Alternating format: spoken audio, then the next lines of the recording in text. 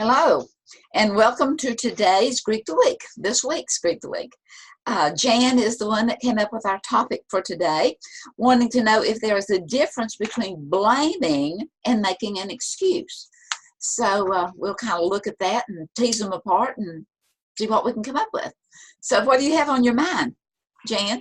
I was, as a person who has studied choice theory a lot, and I've been around a lot of people who have studied choice theory, we all know that blaming is one of the 7 deadly or disconnecting habits, one of the things that we don't do, and we kind of catch ourselves, when we're blaming, or when we start to blame or criticize somebody, we'll go, I'm trying not to criticize here, not to blame here, but I'm just trying to say it as it is. But then I've heard people in general make excuses. Well, I never called you because I'm so busy. Well, if I say I'm so busy, is that that's an excuse? I mean, maybe you are busy, but if it's really important to call me, you would make time to call me. And so when we're making excuses like that, are we blaming, or is that a something different? So I guess I was wondering, are making excuses, is that the same as blaming, or is it a little different? And how is it different? Because in my mind, I think that they're the same. We might not have a person that we're blaming, except when you're saying that I've been so busy I haven't been able to call. In a way, you could be indirectly blaming yourself because why didn't you make the time to call if it was really important to do that? So I was just thinking about that, just wondering what kind of insights you had, or Mona, if you had thought about that before, and what's your take on that? Well, I don't know that I'd really given a lot of thought to it, but there's a difference in giving an excuse and in genuinely trying to give a reason for, or to explain why, or to explain, your reasoning behind it. But, to say that I've been so busy, to me, that's almost like saying I'm so busy that you really don't matter. Right. And so I was reading this little article the other day, and this woman had talked about the fact that, she was just pouring out her heart that someone had so disappointed her because they didn't come to something special. And whenever she called trying to see why you didn't come and all this kind of stuff, the person was kind of cold and indifferent about it. I was super busy. I just didn't have time, blah, blah, blah. And so she's, in writing the question, she said, should I unfriend her? Or, should I not be friends with her anymore? And I love the answer. Carolyn Hacks, I just love her. She's a New York, and she's in the Dallas paper anyway. And Carolyn, she says, well, it sounds to me like she unfriended you. So sometimes we have to listen what other people are saying, and then maybe realize, maybe there already is a disconnect there, and so let's honor it, but don't have an ugly attitude toward it. Yeah. It's realizing, I know myself personally, I mean, even with family and with my sister in particular. I mean, I love her dearly, and I go out and I help her and all this kind of stuff. She's home from the hospital now, and I went out and spent most of Saturday with her. And I love her dearly, and I want to help her, but you know what? I do have a life. You do. That's right. And sometimes it may seem like an excuse. Like there's something coming up this week that she wants to go to and has asked if I can take her. And then something else came up and said, well, could we add that too? And I said, well, I'll work on it.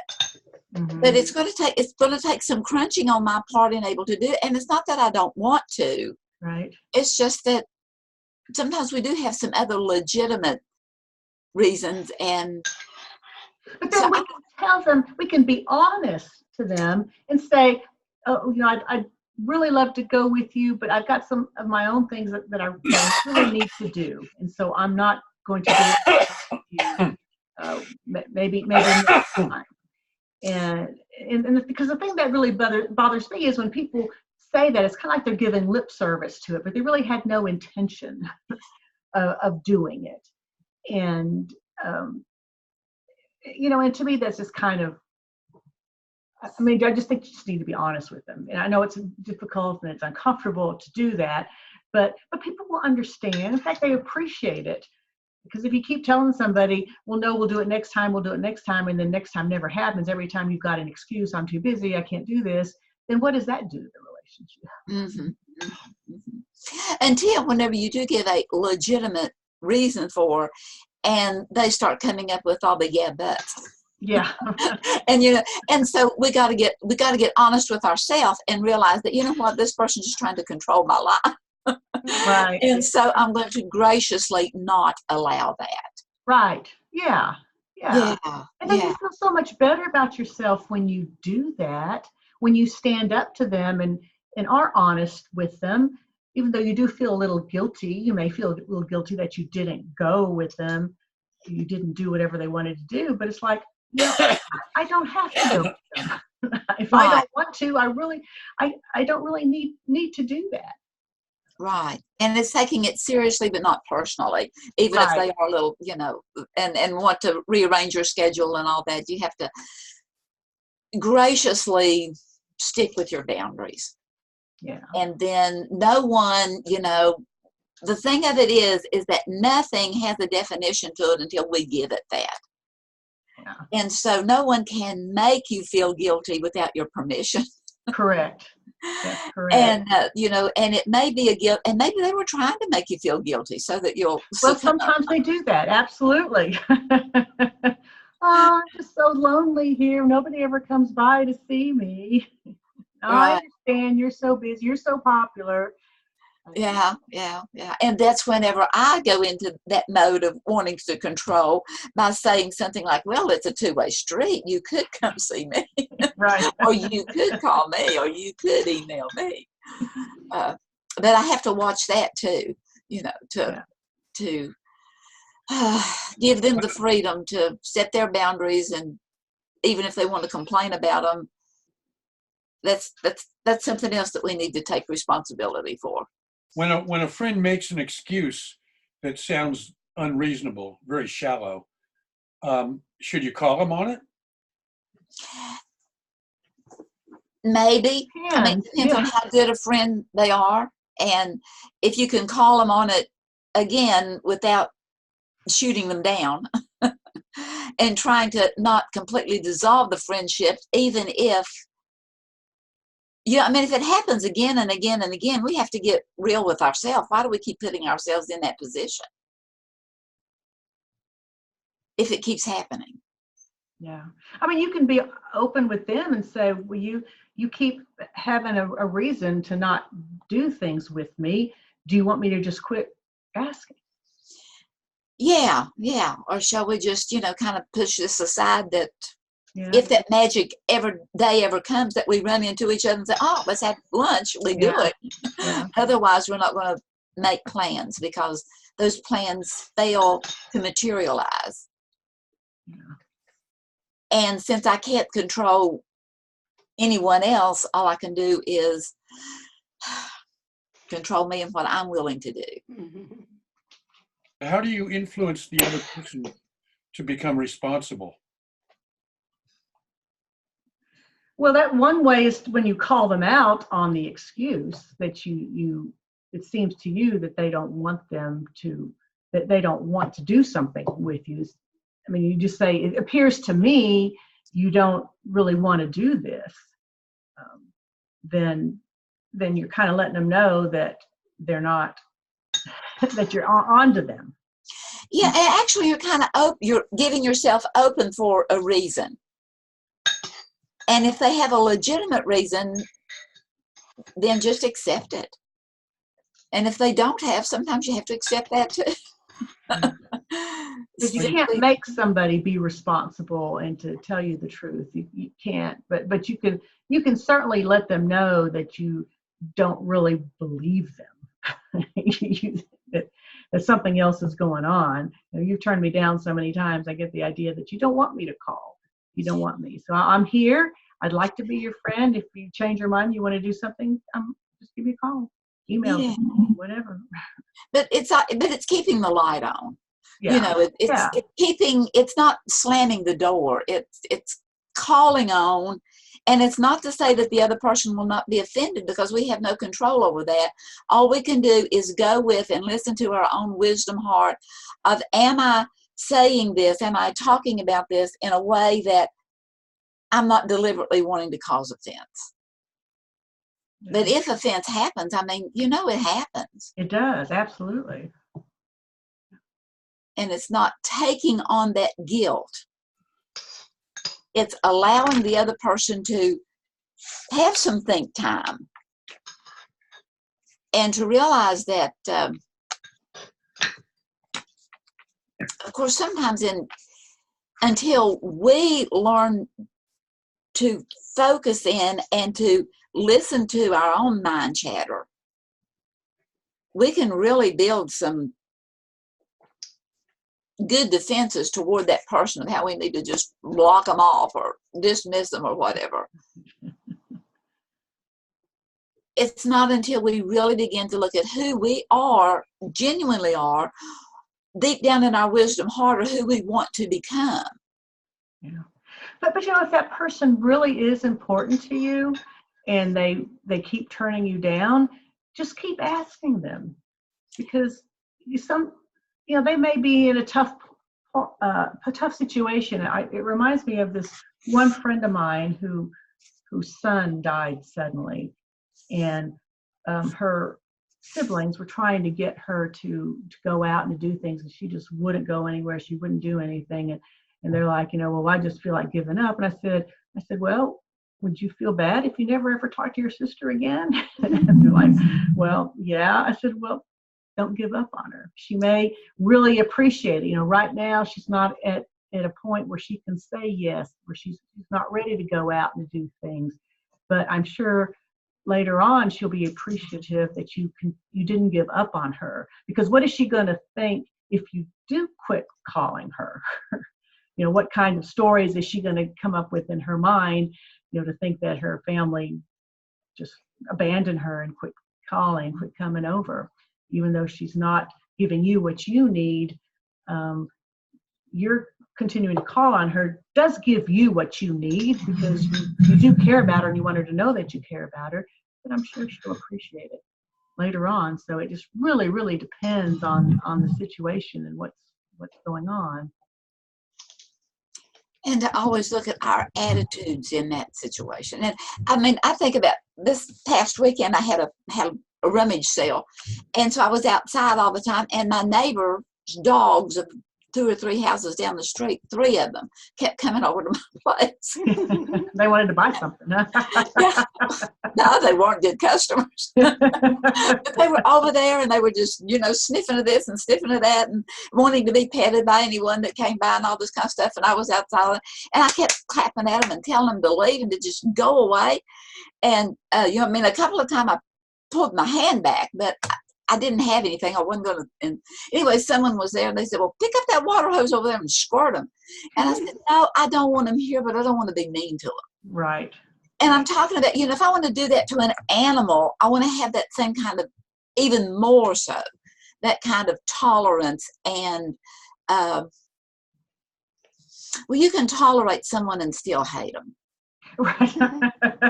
And I want a human loving kindness connection to be there, even if it is setting a boundary and or saying something that may be off-putting. I don't want to do it in a way.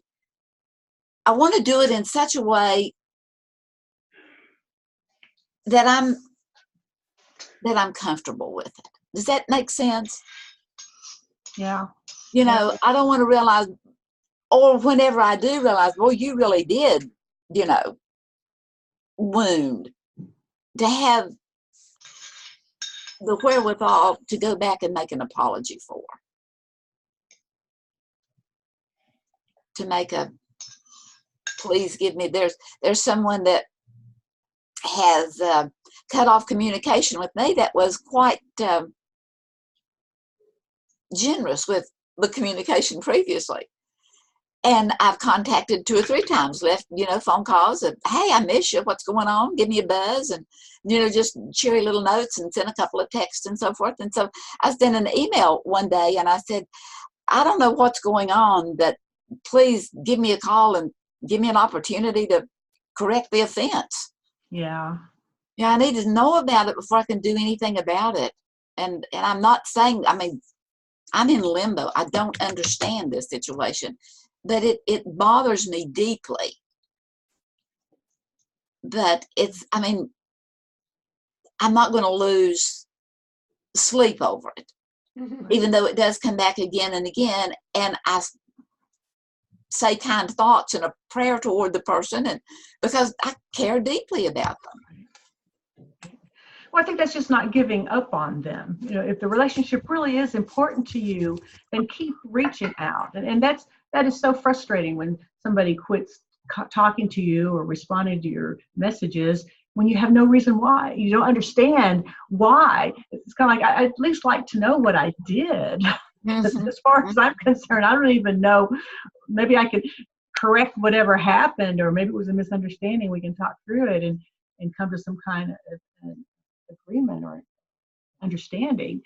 But for me, leaving me, not knowing this relationship is too important for me, I'd like to stay in touch. Yeah. So a lot of it really depends on, how important that relationship is to you, and being honest and talk about what's really going on, I think, is the best way to handle them.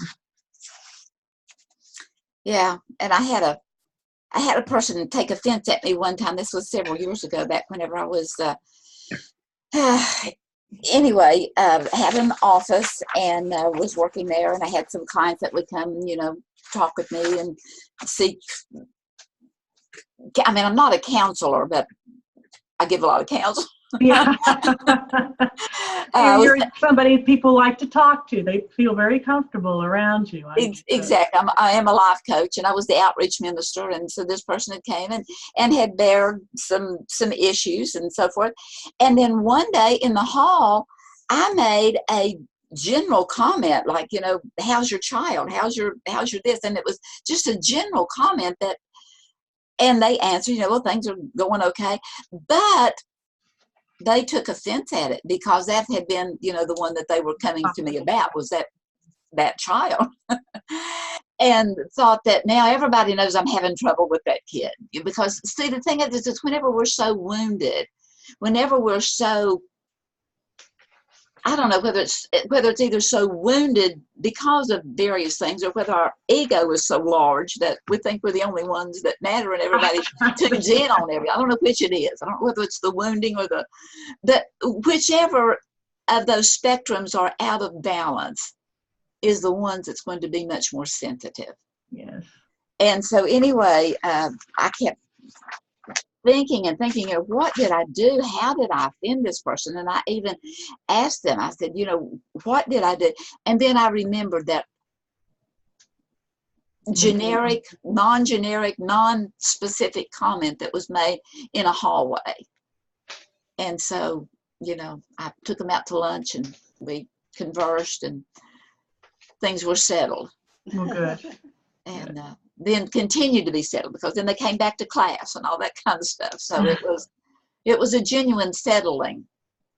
But you know what? I needed that, because I learned a lot from it too, to realize that even if just confidentiality is confidentiality. Right. It's not even acknowledging the person at Sam's, Yeah, right. Well, that is tough when you are a counselor, is you're not supposed to acknowledge people anywhere. And that's what I used to tell my clients. It's like, if I see you in a store, I'm not going to say hello. I'm not going to even acknowledge that I know you. If you want to address me, that's I'll be more than happy to talk to you, but I'm not going to address you and stuff, because it is hard, and especially if you know somebody outside of the counseling relationship, like if you were through the church, you knew her in the church, she was coming to see you. It's hard to remember what you knew outside of the counseling room. Right. Right, right, it is. And to not make any kind of comment that fragile person could think that you're disclosing anything.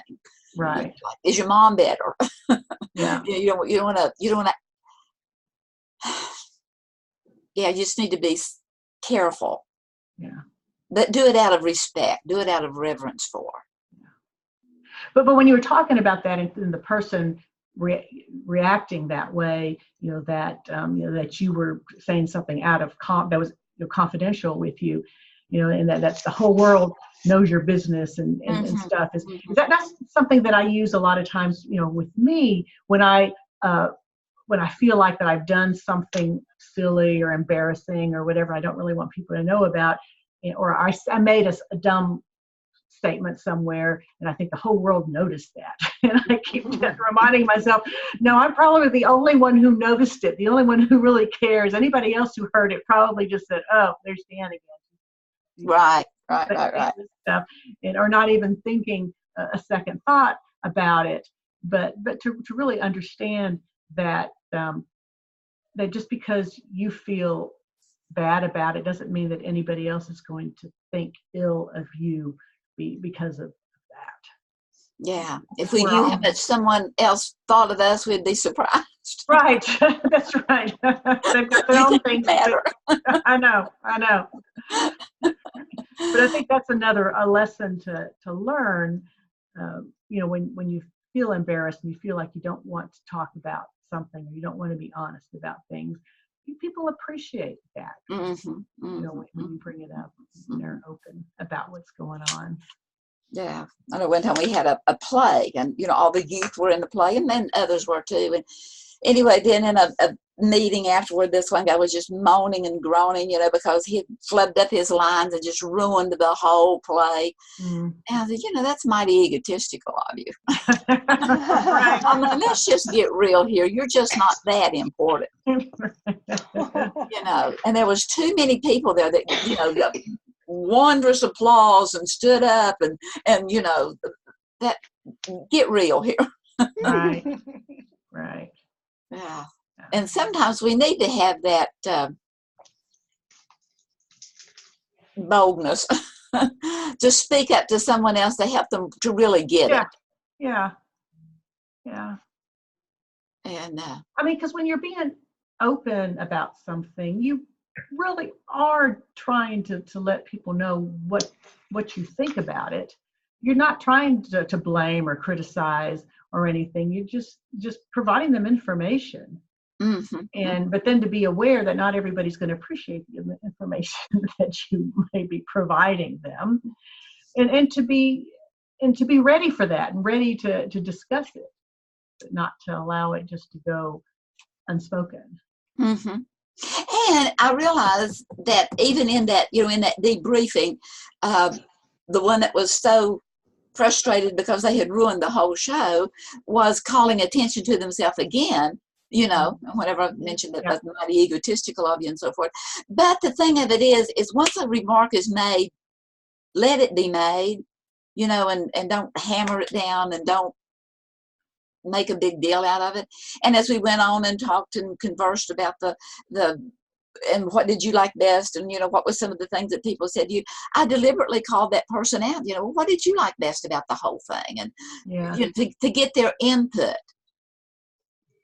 so that you're always a part. You're always a part. We may this one thing may not, so that we can see our own error, that it's not so off-putting that we don't want you a part of the group anymore, or a part of the family, or you belong, because we're all connected. We are, and we slip every once in a while. We all do, and just to understand that it's safe, it's safe here. We're not going to go, criticize you about it the rest of your life. You're not going to hear that same story over and over again, how you screwed up the whole play. Well, yeah, unless you're your brother or sister, then. I know when my grandkids were here just not too long ago, we were all sitting around the table and we were talking, and he said, you always tell that story. And I said, well, that's what families are for.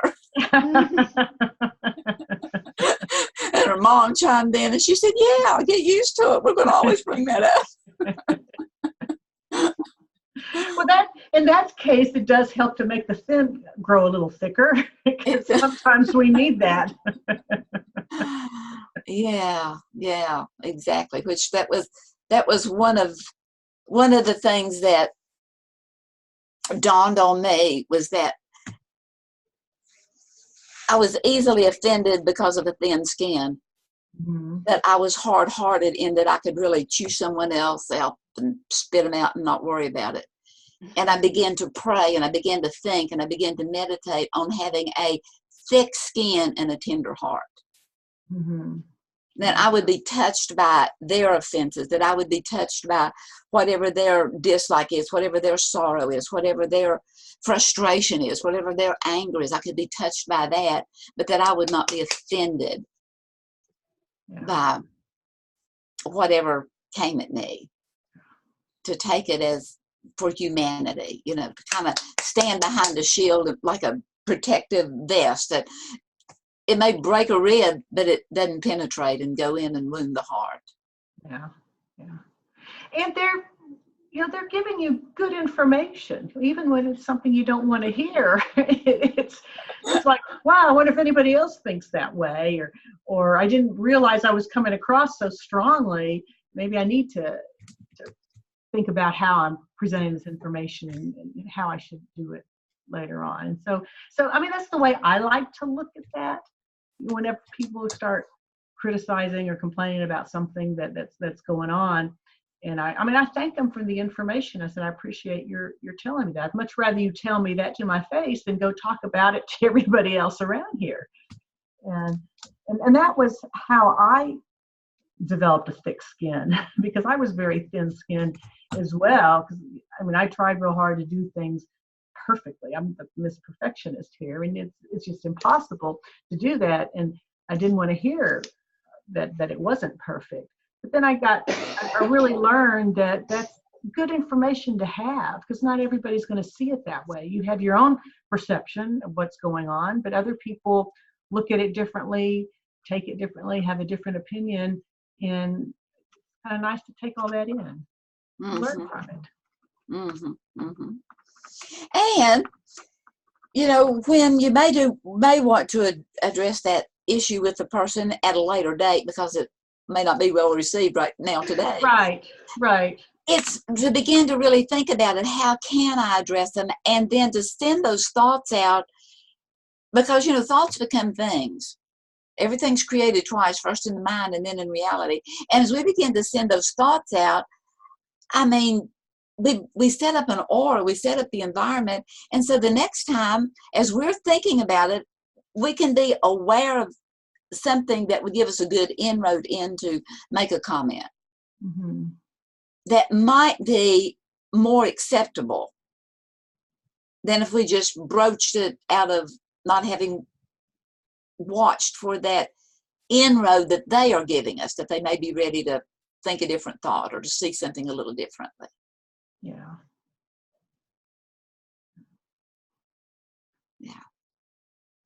So I guess in the difference between blaming and making excuses, my message, mainly with the making excuses part, is the whole honesty thing.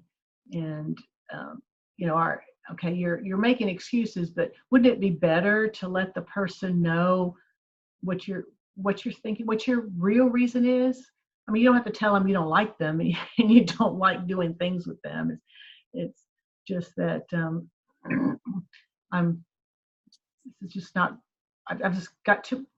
this is just not what I want to do right now. Not anything personal to them, but we've been going out to lunch too often. Let's scale it back. Right. It's a little too much. But try to be honest to a point without being hurtful. And then maybe it wouldn't hurt you to go out and do something with them every once in a while. You may benefit from it. You may have better time than you thought you would, and you just never know until you try it. Well, that sounds like a closing point. Okay, all right. So thanks everybody for being here. We're glad to have our our on live audience here today. And for those of you watching, thank you for watching later on. And we'll be here again next week for another edition of Greet the Week. Bye-bye.